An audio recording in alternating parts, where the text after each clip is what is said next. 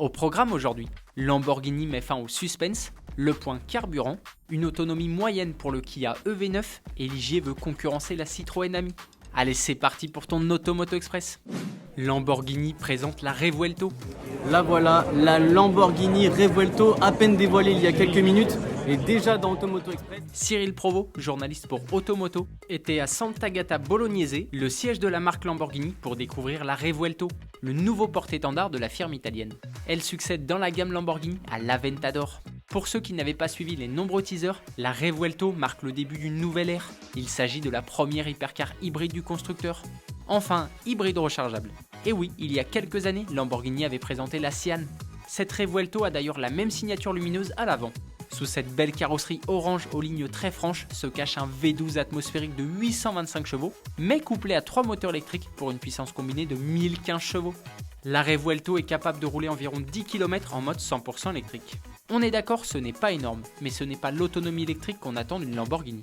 C'est plus pour la sonorité. La zone rouge se situe à 9500 tours et les performances.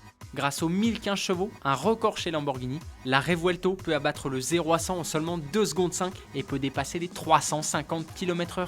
C'est évidemment le sujet de notre question du jour. Que penses-tu de cette Lamborghini Revuelto ?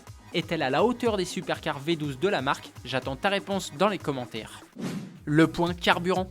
La grève se poursuit dans de nombreuses raffineries et dépôts en opposition à la réforme des retraites. Mais il y a une légère amélioration de la situation. Selon le site participatif pénurie.monessence.fr, un peu plus de 1000 stations sont en rupture partielle et 429 en rupture totale. Pour info, mercredi dernier, c'était près de 1000 stations qui étaient totalement à sec, soit quasiment 2 fois plus. La situation s'améliore dans quasiment toutes les régions, sauf en Ile-de-France, où près d'une station sur 3 manque actuellement d'au moins un carburant. 541 km d'autonomie pour le Kia EV9. 15 jours après sa présentation, le constructeur sud-coréen dévoile enfin les détails techniques de l'EV9, son nouveau vaisseau amiral. 2 tailles de batterie sont proposées. En version de base, la batterie de 76,1 kWh est associée à un seul moteur électrique pour une autonomie inconnue, qui a seulement dévoilé l'autonomie de l'EV9 avec la grosse batterie de 99,8 kWh. En version longue autonomie de 204 chevaux. Dans cette configuration, il peut parcourir 541 km en cycle WLTP. Ce n'est pas énorme, hein, mais il ne faut pas oublier que le V9 fait plus de 5 mètres et pèse vraisemblablement bien plus de 2 tonnes. Une version haut de gamme 4 roues motrices de 385 chevaux avec la grosse batterie est également disponible. Kia a aussi annoncé qu'un EV9 GT encore plus puissant arrivera plus tard. En plus de ces caractéristiques techniques, la firme a indiqué que la conduite autonome de niveau 3 sera disponible sur certains marchés comme l'Allemagne. Dans certaines situations très spécifiques comme les bouchons sur l'autoroute, le V9 pourra conduire toute seule. Il faudra encore attendre pour connaître les tarifs.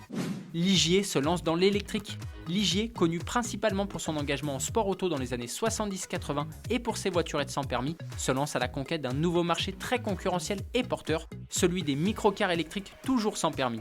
La Ligier Mili sera commercialisée à partir du mois de mai au tarif de 12 500 € pour la version de base, hors bonus écologique de 900 €. À ce tarif-là, la Mili peut parcourir 63 km. 2 autres tailles de batterie sont proposées. Avec la plus grosse, l'autonomie grimpe à 192 km. La Mili aura fort à faire pour se faire une place sur ce marché. Ses concurrentes directes sont la Citroën Ami qui débute à moins de 8 000 €, sa jumelle allemande l'Opel Rox-i, l'Exam e-Coupé ou encore la bagnole de la marque Kilo. Avant de se quitter, on va évidemment revenir sur la question d'hier. On te demandait ton avis sur le nouveau Renault Espace. Vous êtes très mitigé, hein. Vous trouvez que Renault aura dû lui offrir un autre nom ? Certains l'adorent et le trouvent vraiment réussi. Alex, toi tu trouves dommage qu'il soit devenu un SUV. Automoto Express, c'est terminé pour aujourd'hui. J'espère que tu as passé un bon moment en notre compagnie. Bonne soirée à toi. Allez, ciao !